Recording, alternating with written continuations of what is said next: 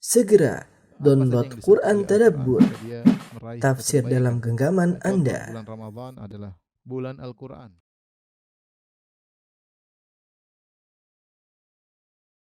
Bismillahirrahmanirrahim. Assalamualaikum warahmatullahi wabarakatuh. Alhamdulillahi ala ihsani wa syukru lahu ala taufiqihi wa amtinani. Asyhadu an la ilaha illallah wahdahu la syarika lahu ta'ziman li sya'ni wa asyhadu anna Muhammadan abduhu wa rasuluhu da'ila ridwani. Allahumma salli alaihi wa ala alihi wa ashabihi wa ikhwani. Ikhwan akhwat yang dirahmati Allah Subhanahu wa taala, kita melanjutkan bahasan kita dari Sahih Al-Bukhari. Kita sampai pada bab kelima, bab fadlus salat li waqtiha. Bab keutamaan salat pada waktunya. Al-Imam Al-Bukhari berkata, qala haddatsana Abdul Walid Hisham bin Abdul Malik, qala haddatsana Syu'bah, qala Al-Walid ibn Al-Aizar, qala akhbarani, qala sami'tu Aba Amr Asy-Syaibani yaqul haddatsana sahibu hadhihi ad-dar wa asyara bi yadihi ila dari Abdullah. Berkata Abu Amr Asy-Syaibani, sungguhnya pemilik rumah ini telah menyampaikan kepadaku. Kemudian dia menunjukkan, mengisyaratkan tangannya ke rumah Abdullah bin Mas'ud. Artinya dia mendengar hadis dari Abdullah bin Mas'ud. Qala, di mana Abdullah bin Mas'ud radhiyallahu anhu berkata, sa'altu Nabiy sallallahu alaihi wasallam, aku bertanya kepada Nabi sallallahu alaihi wasallam, ayyul amali ahabbu ila Allah? Amalan apa yang paling dicintai oleh Allah? Qala as-salatu ala waqtiha, salat pada waktunya. Qala thumma ayyun, kemudian Ibnu Mas'ud berkata, setelah itu apa lagi ya Rasulullah? Qala birrul walidain, berbakti kepada kedua orang tua. Qala thumma ayyun, kemudian Ibnu Mas'ud berkata lagi, setelah itu apa lagi ya Rasulullah? Qala al-jihadu fi sabilillah, berjihad di jalan Allah Subhanahu wa taala. Qala haddatsani bihinna, sungguhnya Rasulullah SAW mengabarkan kepadaku tentang tiga amal ini, yaitu salat pada waktunya, birrul walidain, dan jihad di jalan Allah Subhanahu wa taala. Walau istazadtuhu lazadani, seandainya aku minta tambahan lagi lebih daripada tiga, tentu Rasulullah akan memberikan tambahan lagi. Hadis ini membahas tentang amalan yang paling dicintai oleh Allah Subhanahu wa taala. Para ulama berusaha menjelaskan tentang amalan yang paling dicintai oleh Allah Subhanahu wa taala, karena kalau kita perhatikan hadis-hadis Nabi sallallahu alaihi wasallam, ternyata Rasulullah memberi jawaban berbeda dengan kondisi yang bertanya, ya. Ada yang Rasulullah mengatakan bahwasanya amalan paling dicintai oleh Allah adalah jihad. Kadang Nabi SAW mengatakan amalan yang paling dicintai adalah sedekah. Kadang Nabi SAW mengatakan amalan yang paling dicintai adalah iman, ya. Dan ada beberapa jawaban Nabi SAW, ya, seperti ahbul a'mal ila Allah sururun tudkhilul qalbi muslim, amalan yang paling dicintai oleh Allah adalah rasa bahagia yang kau masukkan dalam hati seorang. Maka para ulama mengatakan jawaban Nabi SAW tergantung kepada kondisi yang bertanya. Terkadang orang tertentu yang terbaik bagi dia adalah sedekah. Terkadang orang tertentu yang terbaik bagi dia adalah jihad. Terkadang orang tertentu yang terbaik bagi dia adalah zikir. Terkadang orang tertentu yang terbaik bagi dia adalah salat. Sehingga terkadang jawaban Nabi bervariasi sesuai dengan variasi orang yang bertanya. Karenanya sebagian ulama menjelaskan hadis ini dengan mengatakan wa min ahabbil a'mali ilallah, yaitu amalan yang di antara amalan yang paling dicintai oleh Allah adalah salat. Kemudian berbakti kepada orang tua, kemudian jihad fisabilillah. Tapi ini dalil menunjukkan bahwasanya di antara amalan yang paling dicintai oleh Allah adalah salat ala waqtiha. Sebelumnya kita jelaskan di sini bahwasanya pertanyaan Abdullah bin Mas'ud, ayyul amali ahabbu ilallah? Amalan apa yang paling dicintai oleh Allah Subhanahu wa taala? Ini menunjukkan Allah Subhanahu wa taala memiliki sifat mencintai, ya. Allah mencintai hambanya. Allahu yuhibbus sabirin. Allah mencintai orang yang bersabar. Allahu yuhibbul muhsinin. Allah mencintai orang-orang yang berbuat ihsan, ya. Allah mengabarkan Allah mencintai yuhibbunahum yuhibbuhu Allah mencintai sebagian hambanya, seperti Nabi mengabarkan tentang Ali bin Abi Thalib, yang di mana Nabi sallallahu alaihi wasallam mengatakan yuhibbullaha wa rasulahu wa yuhibbuhullahu wa rasuluhu. Ali bin Abi Thalib mencintai Allah dan Rasulnya, dan Allah dan Rasulnya mencintai Ali bin Abi Thalib.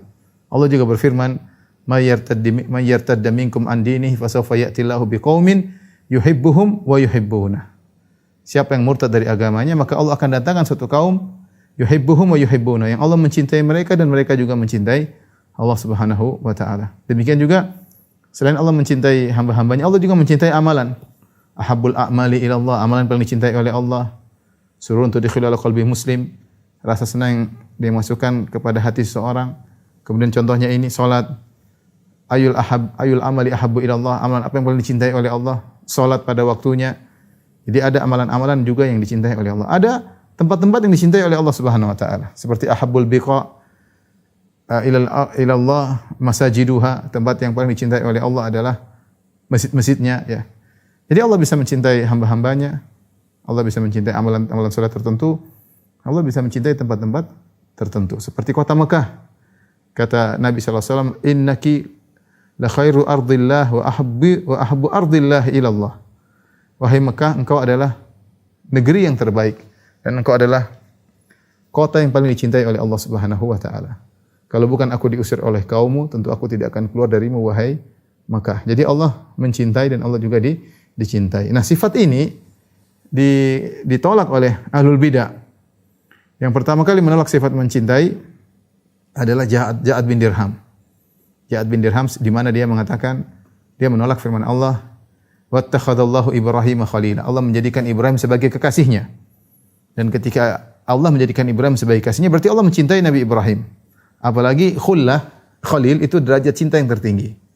Jadi Allah sangat cinta kepada Ibrahim. Makanya hamba yang mencapai derajat khullah, dicintai oleh Allah sampai pada derajat khullah cuma dua, yaitu Ibrahim alaihissalam dan Nabi Muhammad sallallahu alaihi wasallam. Sebagaimana Nabi sallallahu alaihi wasallam berkata, "Innallaha ittakhadhani khalila kama ittakhadha Ibrahim khalila." Allah menjadikan aku kekasihnya, khalil, sebagaimana Allah menjadikan Ibrahim sebagai kekasihnya. Nah, Ja'ad bin Dirham mengatakan Allah tidak menjadikan Ibrahim sebagai kekasihnya. Itu Allah tidak mencintai Ibrahim. Kemudian sifat yang kedua yang dia tolak adalah sifat berbicara. Dia mengatakan walam yukallimillahu Musa taklima. Allah tidak pernah bicara dengan Nabi Musa. Padahal Allah berfirman wa kallamallahu Musa taklima. Allah berbicara dengan Musa dengan sebenar-benar pembicaraan. Falamma ja'a limiqatina wa kallamahu rabbuhu qala rabbi arini anzur ilaik, dalam surat Al-A'raf. Wa kallamahu rabbuhu. Allah berbicara dengan Nabi Musa. Dia mengatakan Allah tidak pernah bicara dengan Nabi Musa. Akhirnya Ja'ad bin Dirham karena mengingkari dua ayat ini, maka dia dikafirkan dan dibunuh oleh Amir ketika itu Khalid bin Abdullah Al-Qasri. Ketika Idul Adha dia mengatakan dhahayakum taqabbalallahu minkum. Dia mengatakan kepada rakyatnya, silakan kalian menyembelih 99 kalian, semoga Allah terima 9 kalian. Fa inni mudhahin bi Ja'ad bin Dirham, adapun saya akan menyembelih Ja'ad bin Dirham. Karena dia mengatakan lam yattakhidillahu Ibrahim khalila, karena dia menolak Allah mengambil Ibrahim sebagai kasih, dia tolak ayat tersebut. Walam yukallimillahu Musa taklima, dan dia mengatakan Allah tidak pernah bicara dengan Nabi Musa. Dia mengingkari dua ayat, sifat khullah dan sifat berbicara. Maka disembelihlah, dibunuhlah oleh Khalid bin Abdullah Al-Qasri. Namun sebelum Ja'ad bin Dirham meninggal dunia, dia sudah mewariskan ilmunya sampai pada Jahm bin Safwan. Jahm bin Safwan kemudian menyebarkan bid'ahnya, kemudian masuk dalam sebagian ahlul bid'ah seperti pada Mu'tazilah yang menolak sifat-sifat Allah, dan juga masuk kepada akidah sebagian Asy'ariyah yang menolak sifat mahabbah. Kata mereka Allah tidak mencintai, Allah tidak dicintai. Allah tidak mencintai, Allah tidak dicintai. Dan ini adalah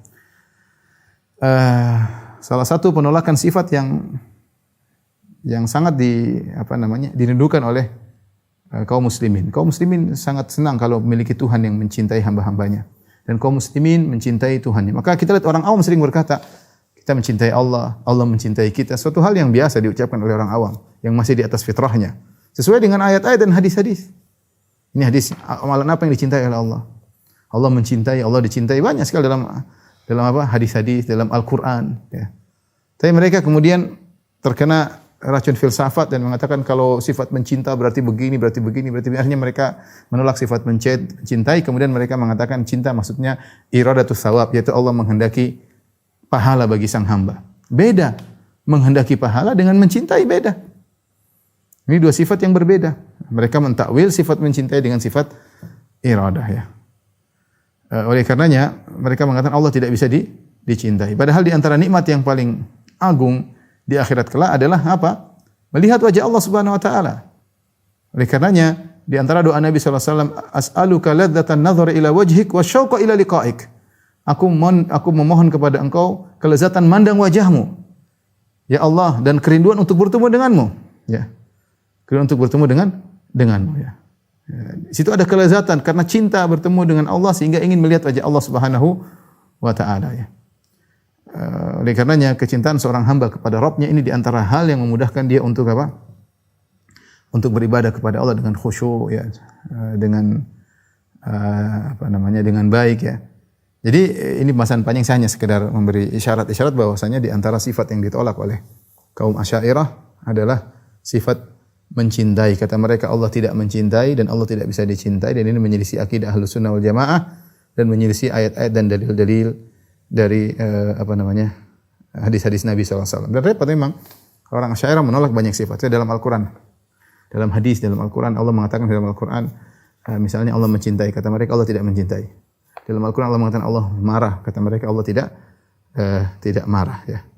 Misalnya kemudian Allah punya tangan, kata mereka Allah tidak punya tangan ya. Dalam Al-Quran, dalam hadis Allah punya wajah, kata mereka Allah tidak punya wajah ya. Seperti itu ya. Jadi terlalu banyak dalam Al-Quran Allah mengatakan Allah di atas, kata mereka Allah tidak di atas. Nabi SAW mengatakan Allah turun ke langit dunia, kata mereka Allah tidak turun ya.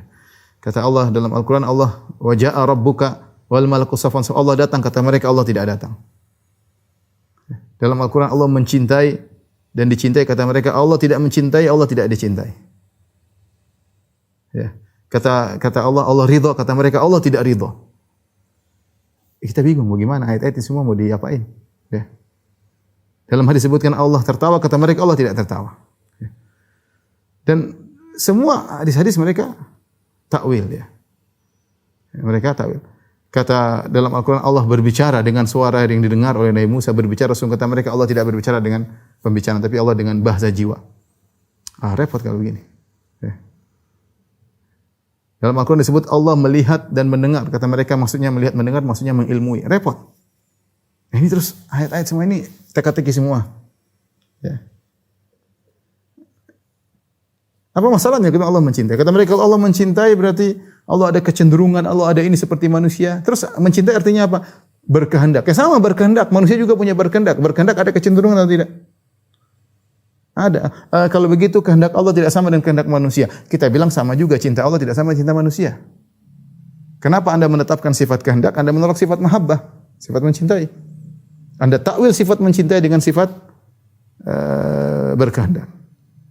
Manusia juga punya kehendak. Kalau kita tasbih juga dong. Kata mereka kehendak Allah tidak sama dengan kehendak manusia. Kita bilang sama, cinta Allah tidak sama cinta manusia. Ya. Dalam Al-Quran terlalu banyak Allah rahmat, kata mereka Allah tidak rahmat. Tapi rahmat maksudnya iradatul khair, berkehendak kebaikan. Jadi mereka takwil kepada sifat kehendak. Ini jadi semua ayat-ayat dalam maksud saya kalau kita mengikuti metode Asy'ariyah, terlalu banyak ayat kita tolak. Terlalu banyak hadis kita tolak. Dengan apa? Dengan logika, dengan akal. Akal yang sudah terkontaminasi dengan racun filsafat. Seperti yang saya sudah jelaskan dalam Syarah Aqidah Wasithiyah. Tapi kita lanjutkan. Amalan yang paling dicintai oleh Allah as-salatu ala waqtiha. As-salatu ala waqtiha datang dalam sebagian riwayat as-salatu fi awwali waqtiha. Pada awal waktu ya. Meskipun lafaz ini tampaknya diperselisihkan oleh para ulama, namun sebagian ulama mensahihkan ya. Mensahihkan lafaz tersebut fi awwali waqtiha. Ya. Sebagian mengatakan tambahan tersebut syadz. Yang benar as-salatu ala waqtiha, salat pada waktunya ya. Sebagian riwayat salat di awal waktu. Namun seperti Ibnul Mulaqqin mengatakan lafal as-salatu ala waqtiha, amalan terbaiklah salat di atas waktunya. Ini mengisyaratkan tentang awal waktu. Ya, bukan di sembarang waktu karena kita tahu salat memiliki waktu yang panjang ya. Waktunya muwassa, yaitu luas. Misalnya salat zuhur, misalnya kalau sekarang di Jakarta dari jam 12 sampai jam 3 misalnya. Salat zuhur bisa 3 jam, dari jam 12 sampai jam 3. Kita mau salat di waktu kapan saja, boleh. Tapi ketika bicara yang paling afdal adalah ala waqtiha, ini mengkonsekuensikan maksudnya di awal waktu. Karena kalau dimaksudkan ala waqtiha, yaitu salat di kapan saja, jam 12, jam 1, jam 2, jam 3 adalah amalan yang paling afdal, maka pembandingannya adalah dengan salat di luar waktu. Padahal bukan demikian maksud syar'i, bukan syariat, bukan demikian, bukan perbandingan antara salat di waktunya dengan salat di luar waktu. Karena salat di luar waktu bukan amal soleh. Ya, bukan amal soleh. Bahkan kalau sengaja bisa jadi salatnya tidak sah ya. Nah, tapi maksudnya adalah dibandingkan salat yang dikerjakan pada waktunya, semuanya baik, tapi yang terbaik adalah di awal waktu. Di awal waktu. Dan ini konsekuensi dari perkataan as-salatu ala waqtiha. Rasulullah tidak mengatakan as-salatu fi waqtiha. pada waktunya. Ala menunjukkan ada isti'la. Jadi menunjukkan seakan-akan di awal, di atas pertama. Ya, jadi intinya as-salatu ala waktiha dipahami berdasarkan lafal ala waktiha adalah di awal waktu. Terlebih lagi ada lafal secara tegas, sharih dalam sebagian riwayat as-salatu fi awwali waktiha. Salat di awal waktu adalah amalan yang paling dicintai oleh Allah Subhanahu wa taala daripada ditunda. Ya. Makanya kalau sudah azan zuhur kita segera ke masjid, salat di awal waktu, asar pun demikian, maghrib demikian, ya, isya dan subuh. Ya, hanya saja ada dua waktu yang dianjurkan untuk diakhirkan, di antaranya salat isya. Salat isya dianjurkan untuk diakhirkan, ya. Kalau memungkinkan, kalau tidak memungkinkan di awal waktu, sebagaimana praktek sekarang orang salat isya di awal waktu. Tapi seandainya satu jamaah masjid kompak salat isya jam 9, oke.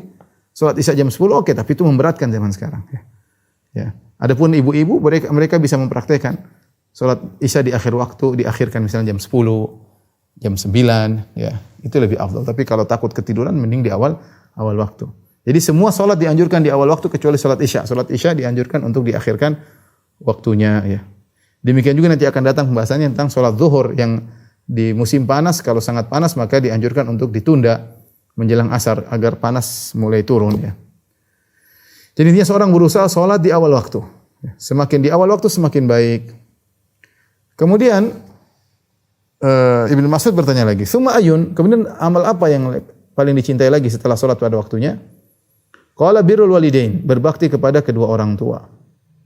Syekh Utsaimin rahimahullah ketika membahas hadis ini dia mengatakan bir secara bahasa artinya dari ba dan ra, al-bar yang menunjukkan sa'ah, menunjukkan keluasan. Makanya tanah lapangan terbuka disebut dengan bar, ya. Yaitu keluasannya. Makanya dikatakan bir yaitu seorang yang berbuat baik dengan kebaikan yang banyak. Innal abrara lafi naim. Innal abrar orang-orang yang berbuat kebaikan yang banyak. Artinya kalau dia sedekah banyak, kalau dia salat banyak salatnya, kalau dia berzikir dia zikir banyak zikirnya, baca Quran dia banyak baca Qurannya, kalau dia berkata-kata baik banyak kata-kata baiknya, dan dikhususkan kepada al-walidain, birrul walidain, berbakti kepada kedua orang tua. Maksudnya Anda ketika berbuat baik sama orang tua, berbuatlah baik yang banyak, bukan sedikit. Tidak sama dengan yang lainnya. Kalau yang lain kita boleh sedikit-sedikit. Tapi kalau khusus orang tua, lafal bir, ya. Makanya kalau kepada kedua selain orang tua menggunakan lafal ihsan. Al-ihsan ilal ghair, berbuat baik kepada yang lainnya. Khusus orang tua, syariat datang dengan lafal bir. Birrul walidain. Karena bir adalah kebaikan yang banyak. Kebaikan yang banyak, bukan kebaikan yang tanggung-tanggung sedikit-sedikit yang perhitungan, enggak, kebaikan yang totalitas, kebaikan yang jor-joran kalau kepada kedua orang tua.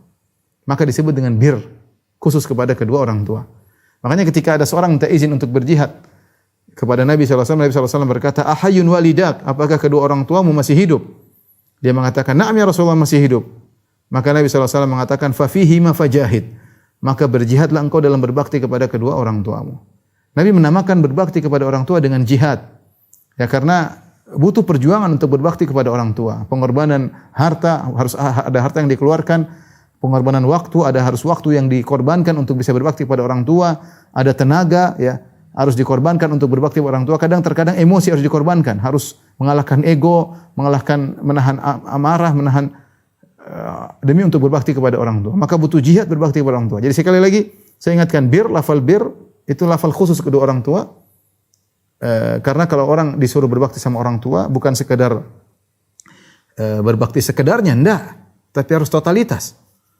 Makanya Allah berfirman wabil walidaini ihsanan, wabil walidaini ihsanan. Ihsanan di situ adalah maf'ul mutlak yang kalau kita takdirkan wa ahsinu bil walidaini ihsanan, artinya berbaktilah kepada kedua orang tuamu dengan sebakti-baktinya.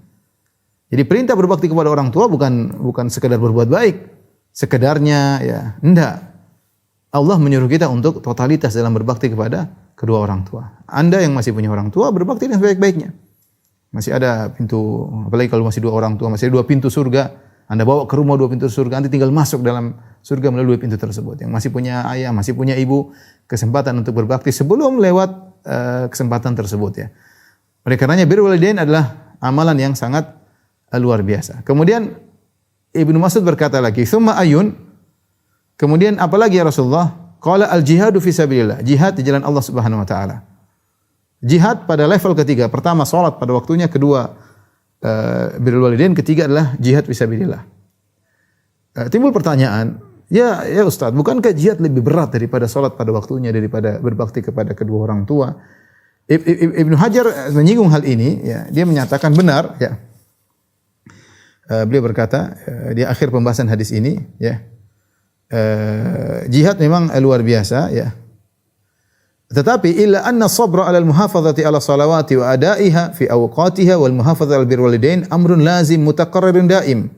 La yasbiru 'ala muraqabati amrillahi fi illa siddiqun. Kata Ibnu Hajar benar. Orang tatkala berjihad dia mengorbankan jiwa, raga dan hartanya. Tetapi masalah salat di awal waktu dan berbakti kepada kedua orang tua ini adalah perkara yang berulang-ulang, bertahun-tahun dan setiap hari harus dia kerjakan. Dan sulit untuk bisa menjaga kontinuitas dalam berbakti kepada orang tua dan salat di awal waktu. Dari sisi ini kata Ibnu Hajar bahwasanya ini lebih hebat daripada jihad sesekali. Jihad benar berkorban jiwa dan raga, tapi ini sesekali. Tidak ada yang mampu untuk bertahan salat di awal waktu terus-menerus, continue, istiqomah dan selalu terus-menerus berbakti kepada orang tua kecuali siddiqun, kecuali orang yang imannya tinggi. Inilah rahasia kenapa salat di awal waktu dan berbakti kepada orang tua lebih diutamakan daripada jihad. Ini dari satu sisi, dari satu sisi yang dijelaskan oleh Ibnu Hajar rahimahullah taala. Karena memang sulit orang yang salat di awal waktu, apalagi ke masjid, apalagi zaman sekarang ini wali, ya. Orang yang senantiasa berbakti kepada orang tuanya, tidak pernah marah sama orang tua, tidak pernah memandang sinis kepada orang tuanya, tidak pernah mengangkat suara ke hadapan orang tuanya. Selalu menyenangkan hati orang tuanya. Ini juga wali Allah Subhanahu wa taala. Di zaman yang sekarang orang kesulitan ekonomi, kesulitan ini, kesulitan itu, stres, banyak tuntutan, dia bisa menjaga dirinya, menjaga kata-katanya, menjaga pandangannya di hadapan orang tuanya. Maka sebagian ulama mengatakan orang memandang orang tuanya pandangan sinis itu durhaka. Semua perbuatan yang menunjukkan kejengkelan di hadapan orang tua itu durhaka, tidak boleh. Makanya kata Allah berfirman, fala taqul lahum uffin. Jangan berkata uff. Uff itu kalau kita artikan dalam bahasa Indonesia itu adalah kalimat teringan yang menunjukkan kejengkelan. Adna kalimatin tadullu ala tadajjur.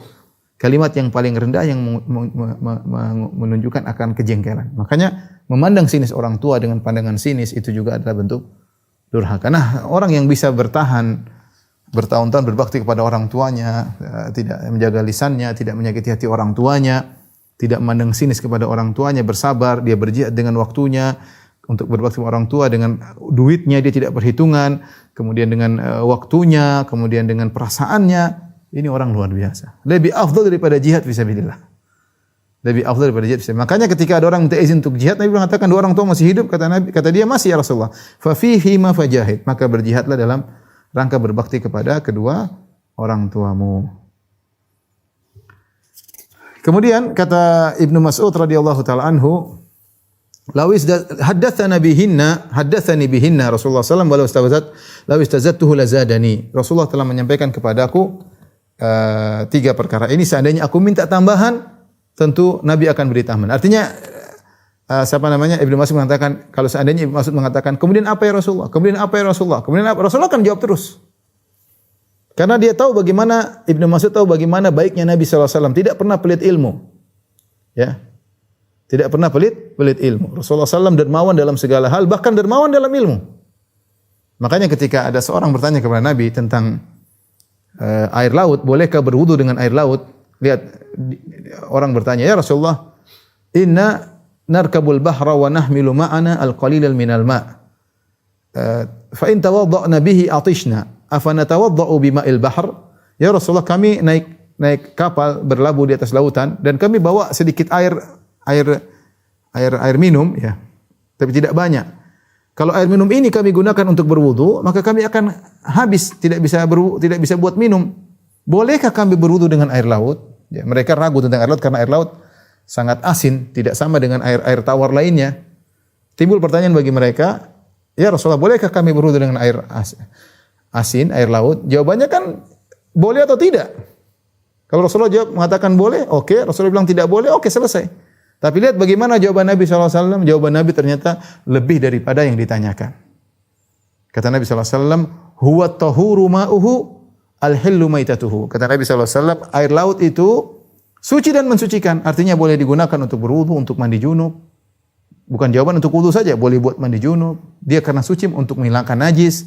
Dia suci dan mensucikan. Kemudian kata Nabi SAW, tambahan lagi, al-hillu maitatuhu. Bangkainya semuanya halal. Bangkainya semua. Padahal mereka tidak bertanya tentang bangkai ikan. Tapi Rasulullah memberi jawaban. Karena Rasulullah tahu mereka sedang berlabuh, kemungkinan ada kondisi di mana mereka menemukan bangkai ikan atau yang lainnya. Maka Rasulullah jelaskan, al-hillu maitatuhu. Bahwasanya bangkainya juga halal. Ini kata para ulama, Rasulullah SAW menjawab lebih dari yang ditanyakan. Kenapa? Karena Rasulullah SAW dermawan, bahkan dengan ilmu. Ya, bahkan menjawab lebih daripada yang dibutuhkan oleh sang penanya. Makanya Ibnu Mas'ud memahami Rasulullah SAW itu sangat baik. Seandainya saya mengatakan, terus apa ya Rasulullah? Mungkin sampai 10, mungkin 20, Rasulullah akan jawab terus. Tapi dalam riwayat ya, Ibnu Mas'ud tidak melanjutkan pertanyaannya karena tidak ingin merepotkan Nabi SAW. Beliau berkata dalam riwayat Muslim, fama taraktu astaziduhu illa ir'aan alaihi. Ya, aku tidak minta tambah pertanyaan karena aku kasihan sama Nabi SAW agar Nabi tidak bosan, agar Nabi tidak capek. Dan ini diantara adab penuntut ilmu terhadap guru. Ya, kalau kelihatan guru semangat, jangan terusan kasih. Guru juga butuh istirahat, guru juga butuh waktu untuk keluarganya. Ya, sehingga Ibnu Mas'ud kalau dia minta, saya mungkin kalau nambah sampai 20 mungkin Nabi jawab, tapi cukup 3 sudah cukup ya. Karena dia mengatakan illa ir'aan alaihi, yaitu syafaqatan alaihi. Aku karena kasihan sama Nabi, artinya dia tidak ingin merepotkan Rasulullah sallallahu alaihi wasallam. Dan ini juga selama seorang guru melihat murid ingin tahu jawabannya, boleh dia kasih jawaban. Tapi murid juga harus punya adab terhadap guru, melihat kondisi guru, lihat bagaimana Ibnu Mas'ud melihat kondisi Rasulullah sallallahu alaihi wasallam. Baik, kita lanjutkan bab berikutnya, bab as-salawatu al-khams kaffarah. Salat 5 waktu adalah penggugur dosa. Salat 5 waktu adalah penggugur dosa. Al-Imam Al-Bukhari berkata, qala haddatsana Ibrahim bin Hamzah qala haddatsani Ibnu Abi Hazim wa Ad-Darawardi an Yazid bin Abdullah an Muhammad ibn Ibrahim an Abi Salamah bin Abdurrahman an Abi Hurairah annahu sami'a Rasulullah sallallahu alaihi wasallam yaqul. Dari Abu Hurairah dia mendengar Rasulullah sallallahu alaihi wasallam bersabda, "Ara'aitum law anna nahran bi babi ahadikum yaktasilu fihi kulla yaumin khamsan." Bagaimana menurut kalian kalau ada nahar, ada sungai berada di depan pintu rumah kalian? Ya, di depan pintu rumah salah seorang dari kalian. Yaktasilu fihi kulla yaumin khamsan. Kemudian pemilik rumah tersebut setiap hari mandi di sungai tersebut 5 kali, setiap hari mandi 5 kali. Ma taqulu dzalika yubki min daranihi? Menurut engkau bagaimana? Apakah masih ada kotoran tersisa di tubuhnya? Qalu, para sahabat berkata, la yubqi min daranihi syai'an. Ya Rasulullah, mandi 5 kali enggak ada kotoran tersisa. Qala, Nabi berkata, fadzalika mithlu salawatil khams. Dan itulah perumpamaan salat 5 waktu. Yamhullahu bihil khataya. Dengan salat 5 waktu Allah menghapuskan dosa-dosa. Allah menghapuskan dosa-dosa. Hadis ini menjelaskan bagaimana Nabi ingin menekankan pemahaman tentang keutamaan salat menghapuskan dosa-dosa. Sampai Rasulullah memberikan perumpamaan yang hissi, yang nyata untuk suatu yang maknawi, suatu yang abstrak. Rasulullah berikan contoh dengan suatu yang konkret, yang hissi. Seorang kalau depan rumahnya ada sungai, dia mau mandi tinggal loncat saja depan pintu. 5 kali mandi setiap hari, duhur mandi, asar mandi, maghrib mandi, isya mandi, subuh mandi, bersih, badannya enggak ada kotoran sama sekali. Kenapa? Karena 5 kali mandi. Maka dia mengatakan demikian salat 5 waktu. Seorang salat zuhur, kemudian salat asar, ya, habis salat zuhur mungkin melihatnya enggak benar, atau salat asar terhapus dosa-dosa. Kemudian salat maghrib salat lagi, isya salat lagi, subuh salat lagi. Ya maka dosa-dosanya akan terhapus. Namun, pertanyaan apakah akan terhapus seluruh dosa-dosa? Pendapat yang benar yang terhapus hanyalah dosa-dosa kecil.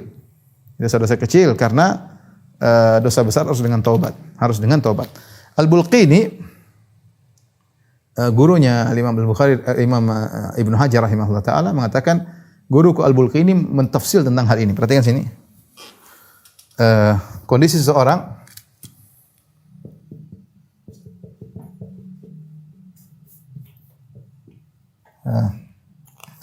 ada 5 kemungkinan ya.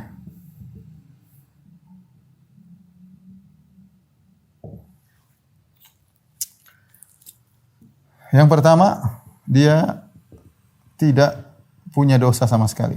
Artinya dosanya lagi hapus. Dosa ketika mau sholat. Tidak dosa kecil, dosa besar. Terus apa yang dihapus? Maka tidak ada yang dihapus. Sholatnya tidak menghapus apapun. Karena tidak ada dosanya. Menghapus dosanya. Tapi berubah menjadi mengangkat derajatnya. Mengangkat derajatnya. Ini seperti dalam hadis kata Rasulullah SAW, Ramadan ila Ramadan, salawatul khams, wal jum'ah ila jum'ah, Ramadan ila Ramadan, al-umrah ila al-umrah, kafaratun lima bainahuma. Ya. Al-umrah ila al-umrah, kafaratun lima bainahuma. Umrah satu dengan umrah yang lain akan menghapuskan dosa-dosa di antara keduanya. Ya Ustaz, saya umrah sekarang, bulan depan umrah lagi. Dosa-dosa saya mungkin sedikit Ustaz. Apa kita umrah nanti tahun depan aja biar kalau kamu umrah ternyata kamu enggak punya dosa, maka derajatmu akan dinaikkan. Kalau kamu sholat ternyata dosamu enggak ada, kalau ada dosamu dia akan dihapuskan oleh sholat. Kalau ternyata dosamu enggak ada, Allah ganti akan menaikkan derajat. Jadi tidak ada yang sia-sia. Saya umrah nanti kalau ngumpulin dulu dosa 5 tahun baru umrah lagi, enggak.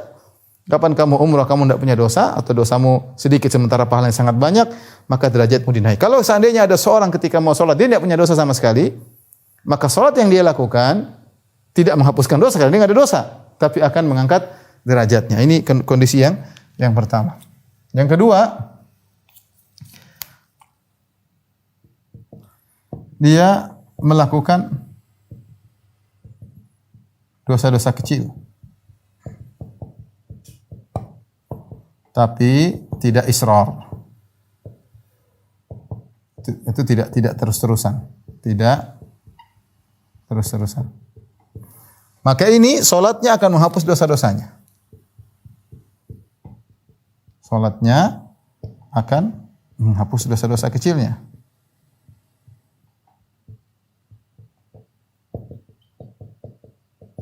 Ini kondisi kedua.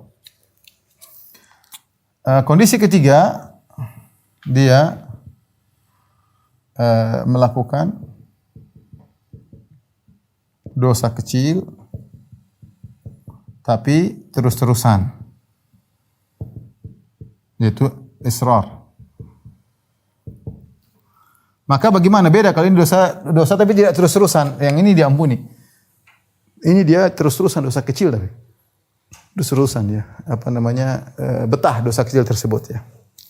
Entah melihat yang haram terus-terusan atau misalnya apalah ya yang dia terus-terusan dia melakukan ya.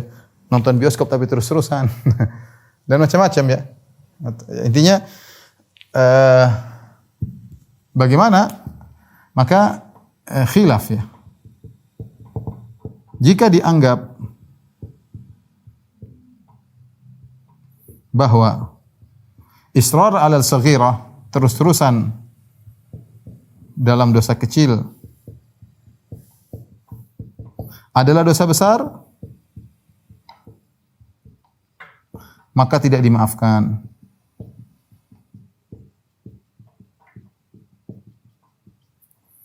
Jika dianggap, yang kedua, jika dianggap meski terus-terusan tetap dosa kecil, maka dimaafkan. Maka dimaafkan. Karena dia melakukan sholat dan sholat menghapuskan dosa-dosa kecil. Ya. Ini kondisi ketiga. Kondisi keempat, dia melakukan dosa kecil dan dosa besar. Ya. Maka di sini ada dua pendapat. Khilaf ya. Ada yang mengatakan dosa besarnya tentu tidak dimaafkan. Tentu tidak dimaafkan. Dosa kecilnya dimaafkan. Karena salat menghapuskan dosa-dosa kecil. Ini pendapat kedua, ya. Dosa-dosa kecil juga tidak dimaafkan.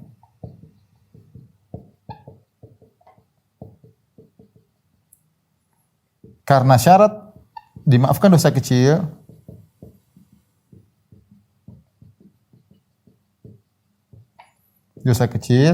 harus meninggalkan dosa besar.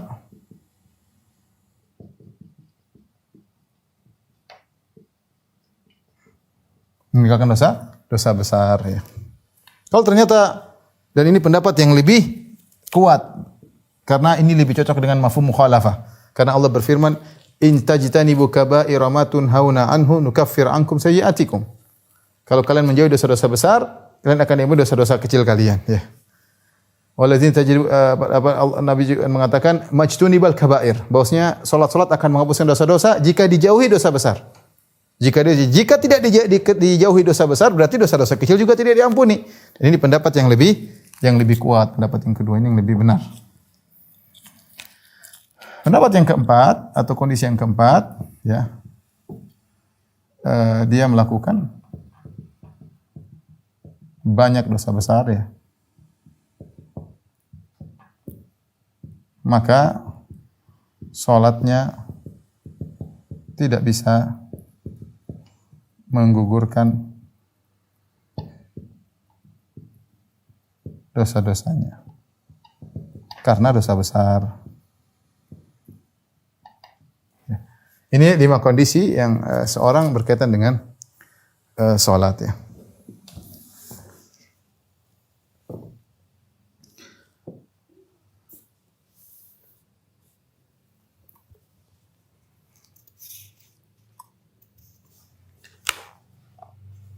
Di antara faedah yang menarik dari hadis ini, berkata Ibnul Mulaqin, gurunya Al-Hafidz Ibnu Hajar, ya, dalam kitabnya Tawdhih, dia menyebutkan, ya,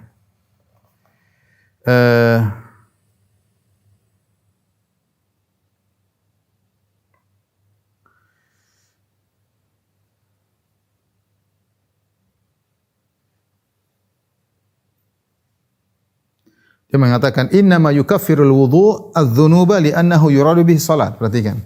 Wudu, kita tahu wudu juga menghapuskan dosa-dosa. Kalau seorang berwudu, dia jatuhkan air wudunya, maka dosa-dosa akan mengalir. Bahkan dengan dosa-dosa, dengan keluarnya air dari kukunya, dosa-dosa juga berjatuhan. Kata Ibnu Mulaqin, wudu itu menggugurkan dosa karena maksud dari wudu adalah salat. Li'annahu yuradu bihi salat, karena maksud wudu adalah salat. Ini karena keagungan salat. Ya.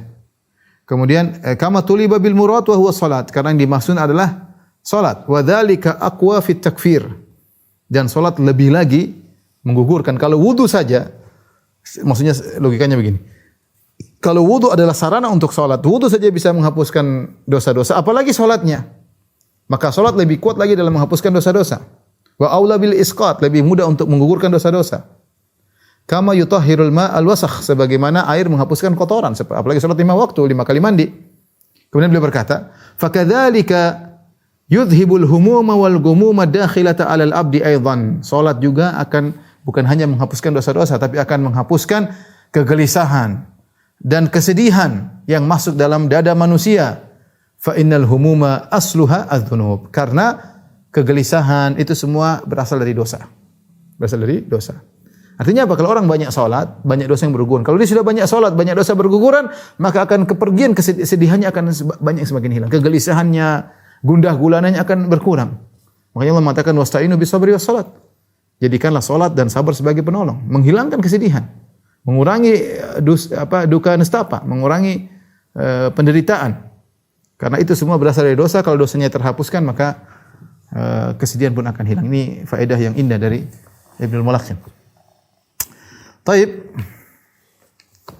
Kita lanjutkan bab berikutnya. Babun tadhi'us salati an waqtiha. Bab menyia-nyiakan salat sehingga salat di luar waktu, menyia-nyiakan salat dengan salat di luar waktu. Al-Imam Al-Bukhari rahimahullah berkata, qala haddatsana Musa bin Ismail, qala haddatsana Mahdi an Ghailan an Anasin qala, dari Anas radhiyallahu anhu beliau berkata, ma a'rifu syai'an mimma kana ala ahli Nabi sallallahu alaihi wasallam. Aku tidak mengenali satu pun yang pernah ada di zaman Nabi. Semua yang di zaman Nabi sudah hilang. Artinya ibadah macam-macam semua hilang, tidak ada. Qila as-salat, bukankah salat masih ada wahai Anas? Qala alaysa sana'tum ma sana'tum fiha? Bahkan salat, bukankah kalian telah merubah-rubah salat yang telah kalian lakukan? Maksudnya kalian salat di luar waktu. Salat iya benar warisan Nabi, tapi kalian sudah lakukan yang begitu terhadap salat di luar waktu. Jadi Anas mengatakan sudah tidak ada lagi sunnah Nabi yang tertinggal, semua dihilangkan ya. Kemudian Imam Bukhari berkata, qala hadatsana Amr ibn Zurarah, qala akhbarana Abdul Wahid bin Wasil, Abu Ubaidah Al-Haddad, an Uthman bin Abi Rawad, akhu Abdul Aziz, qala sami'tu Az-Zuhriyya yaqul, aku mendengar Az-Zuhri rahimahullah berkata, dakhaltu ala Anas ibn Malik bi Dimashq. Aku bertemu dengan Anas, aku menemui Anas bin Malik di kota Damaskus, di Suriah. Wa huwa yabki, dalam kondisi menangis. Faqultu ma yubkika, apa yang buat kau menangis wahai Anas radhiyallahu anhu? Faqala la a'rifu syai'an mimma adraktu ila hadhihi salat. Aku tidak tahu perkara lagi yang pernah aku temui di zaman Nabi kecuali hanya salat. Wa hadhihi salatu qad dhiyat, itu pun salat sudah disia-siakan. Itu salat di luar waktu. Wa qala Bakar haddatsana Muhammad bin Bakar Al-Bursani akhbarana Uthman bin Abi Rawat nahwahu. Ini Anas sedih, menangis karena dia melihat perubahan tentang agama yang terjadi sehingga apa yang dilakukan oleh Nabi sallallahu alaihi wasallam sudah ditinggalkan di zaman tersebut ya. Dalam sebagian riwayat dari Roh bin Uthman bin Sa'ad bin Anas fadzakarnahu faqala Abu Rafi' berkata, ya Abu Hamzah wala salat, wahai Abu Hamzah, semua sudah tidak ada lagi di zaman Nabi, yang dilakukan dalam Nabi sudah tidak ada sekarang, termasuk salat. Faqala lahu Anas menjawab, salat masih ada tapi sudah berubah.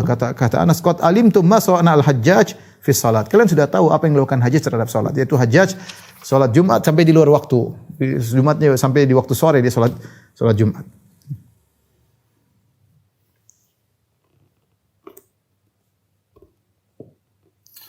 Jadi maksudnya salat dikerjakan sampai keluar waktu, ya. Kata Ibnu Hajar rahimahullah, faqad sahha anna al-Hajjaj wa amirahu al-Walid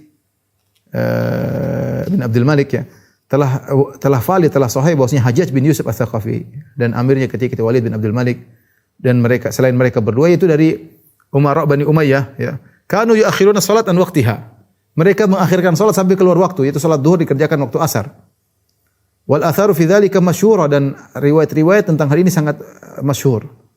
Minha di antaranya Maruh Abdul Razzaq As-San'ani meriwayatkan an Ibnu Jurayj an Atha qala, dari Atha rahimahullah seorang tabi'in, dia berkata, akhara al-Walidu al-Jum'ata hatta amsa. Al-Walid bin Abdul Malik mengakhirkan salat Jumat sampai sore. Dia enggak kerjakan di waktu zuhur, dikerjakan sampai masuk waktu sore. Fajitu, kata Atha, saya pun datang, fa sallaitu dhuhra qabla an ajlis. Dia masuk masjid tapi dia pura-pura salat tahiyatul masjid tapi dia salat zuhur. Karena sudah ini khutbahnya kelamaan sampai zuhur pun lewat, dia salat zuhur dulu. Qabla an ajlis, thumma sallaitul asr. Kemudian setelah aku duduk dan dia masih khutbah panjang sampai lewat zuhur habis. Wa ana jalis ima'an wa huwa yakhutub, maka aku pun salat asar sambil duduk sambil memberi isyarat. Karena kalau dia berdiri salat asar akan ketahuan dan bisa dipancung ketika itu ya, atau dihukum. Ya. Wa ana jalis, sementara dia sedang berkhutbah aku pun salat dalam kondisi duduk dengan memberi isyarat. Artinya tidak isyarat saja. Wa huwa yakhutub, sementara Al-Walid bin Abdul Malik dalam kondisi berkhutbah. Kata Ibnu Hajar, wa inna ma fa'ala dzalika ata'un khaufan ala nafsihi minal qatl. Sungguhnya Atha melakukan demikian, dia pura-pura datang seperti salat tahiyatul masjid pada salat zuhur. Kemudian dia duduk karena sudah lewat sampai waktu salat asar, salat zuhur sudah lewat, waktu salat asar masih khutbah, dia salat asar dalam kondisi duduk. Kenapa? Dia takut dibunuh. Demikian juga di antara riwayat marwahu Abu Nuaim Syekh Al-Bukhari fi kitab as-salat min tariq Abi Bakar bin Utbah qala sallaitu ila jambi Abi Juhaifah famassal Hajjaj bi salat. Aku salat di sisi Abu Juhaifah ya radhiyallahu anhu. Maka Al-Hajjaj salat Jumatnya diakhirkan. Faqama Abu Juhaifah fa shalla, maka dia pun berdiri pun salat. Dia salat sendiri, ya. Demikian juga dari Ibnu Umar. Ibnu Umar kana yusalli ma'al Hajjaj. Dia salat bersama Hajjaj salat Jumat. Falamma akhara salat taraka an yashhadaha ma'ahu. Ketika dia akhirkan salat Jumat sampai waktu asar, maka dia tidak mau salat Jumat lagi bersama Hajjaj. Demikian juga dari Muhammad bin Abi Ismail, qala kuntu biminan wa suhufu tuqra'u lil Walid. Aku sedang di Mina dan lembaran-lembaran dibacakan di depan Walid bin Abdul Malik. Fa akharu salata. Mereka akhirkan salat sampai keluar waktu. Fa nadhartu ila Sa'id bin Jubair wa Atha yumi'ani ima'an wa huma qa'idan. Dan aku melihat ternyata Sa'id bin Jubair, seorang tabi'in, muridnya Ibnu Abbas, dan Atha juga muridnya Ibnu Abbas, mereka berdua salat tapi salatnya sambil duduk dengan memberi isyarat. Karena takut ditangkap dan dibunuh, maka mereka tetap salat karena sudah lewat waktu zuhur, mereka salat pada waktunya namun dengan isyarat. Inilah yang menjadikan Anas menangis, ya. Bahwasanya dia melihat salat dikerjakan di luar waktu, dan juga sunnah-sunnah sudah banyak ditinggalkan. Ini di zaman Anas bin Malik, apalagi di zaman sekarang, ya. Dia berkata, la a'rifu syai'an mimma kunna alaihi fi ahdi Rasulillah. Ya, aku tidak mengetahui suatu perkara lagi yang dulu kami menjalaninya di zaman Nabi, sekarang sudah tidak ada lagi, ya. Apa? Karena salat sudah dirubah, ya. Itu ketika di Damaskus, ya. Ketika Anas datang ke kota Madinah, dia mengucapkan perkataan yang sama. Dia menegur orang-orang yang safnya tidak diluruskan.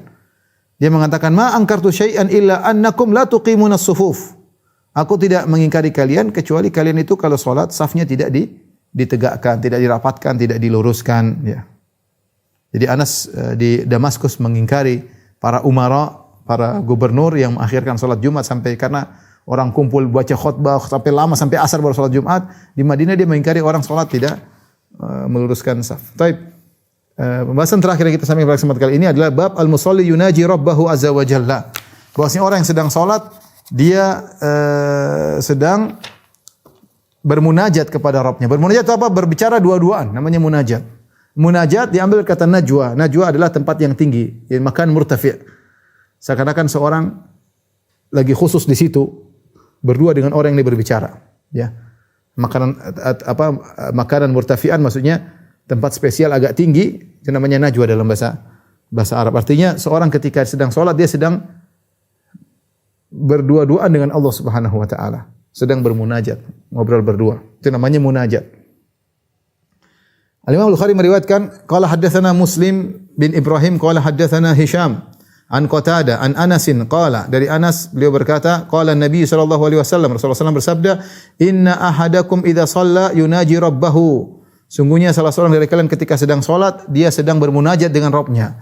Fala yatfilanna an yamini, maka jangan dia meludah sebelah kanannya. Walakin tahta qadamihi al-yusra, tapi hendaknya dia meludah di bawah kakinya. Kalau dia ingin ludah jangan ludah sebelah kanan, ya. Tapi ludahlah sebelah kiri di bawah kaki kirinya. Wa qala Sa'id an Qatadah, dari Sa'id dari Qatadah, la yatfil qaddamahu, demikian juga jangan ludah ke depan. Au baina yadayhi, jangan ludah di depan kalau ingin ludah. Walakin an yasarihi au tahta qadamaihi, tapi ludahlah sebelah kiri atau di bawah kaki. Qala Syu'bah bin Hajjaj berkata, la yabsuku baina yadayhi wala an yaminihi, walakin an yasari au tahta qadamihi. Janganlah seorang kalau ingin buang ludah ketika salat, dia buang ludah sebelah kanan dan jangan juga sebelah depan, tapi sebelah kiri atau di bawah kakinya. Wa qala Humaid an Anas, ani Nabi sallallahu alaihi wasallam, Nabi sallallahu alaihi wasallam berkata, la yabzuk fil qiblah, jangan buang ludah ke arah kiblat. Wala an yamini, jangan juga sebelah kanan. Walakin an yasarihi, tapi sebelah kiri, au tahta qadamihi atau di bawah kaki. Ini kita ketika berbicara ketika di zaman Nabi sallallahu alaihi wasallam, masjid terbuat dari tanah atau pasir. Kalau orang buang ludah boleh buang ludah di bawah, tinggal ditutup ludahnya tersebut, ya. Tapi kalau zaman sekarang itu tidak bisa seorang buang ludah ke bawah, ya, karena karpet.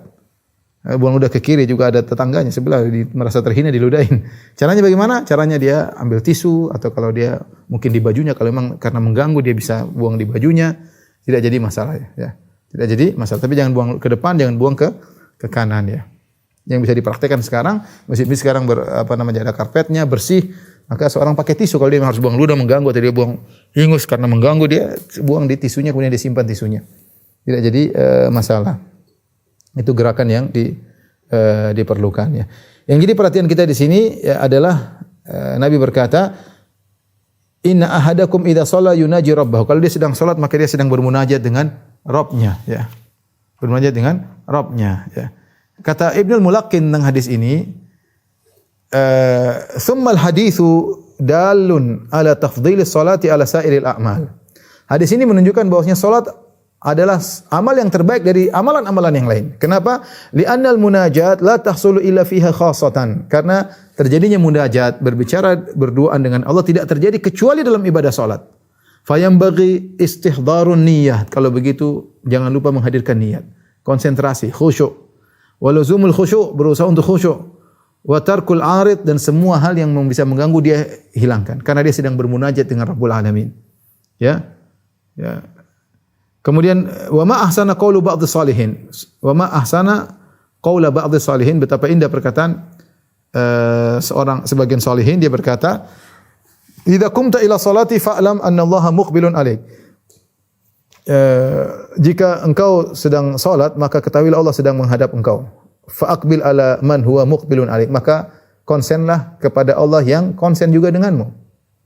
Allah sedang perhatikan engkau, ucapanmu, pembicaraanmu, permohonanmu, maka kau juga perhatian, ya, juga perhatian. Sebagaimana Allah perhatian, kau juga perhatian. Ya, karena Allah muqbilun alaik, Allah sedang menghadap engkau, qaribun minka, Allah dekat dengan engkau, wa nadhirun ilaik, dan Allah sedang melihatmu. Allah sedang melihat. Ini hanya sekedar bahwasanya kalau seorang sedang salat, hendaknya dia konsentrasi karena dia sedang berbincang-bincang dengan Allah Subhanahu wa taala. Kemudian hadis berikutnya, qala haddatsana Hafs bin Umar qala haddatsana Yazid bin Ibrahim qala haddatsana Qatadah an Anas an Nabi sallallahu alaihi wasallam qala i'tadilu fis sujud wa la yabsut dhira'aihi kal kalb. Hendaknya kalian kalau sujud yang seimbang. Wala yabsut dhira'aihi kal kalb, jangan ketika dia sujud dia harusnya dia angkat lengannya, jangan dia seperti ini, seperti anjing, apa namanya, menempelkan sujud sambil menempelkan lengan tangannya. Jangan seperti itu, seperti anjing. Wa idza basaqa fala yabzuqanna baina yadayhi wal an yaminihi wa inna fa inna ma yunaji rabbahu. Kalau dia buang ludah jangan ke depan, jangan sebelah kanan karena dia sedang bermunajat dengan Rabbnya. Ya, sedang bermunajat dengan Rabbnya. Maknanya sama, intinya seorang ketika salat hendaknya dia perhatian karena dia sedang bermunajat dengan Rabbnya. Tapi demikian saja ikhwan dan akhwat kajian kita, insyaallah kita lanjutkan pekan depan. Wabillahi taufiq wal hidayah. Assalamualaikum warahmatullahi wabarakatuh.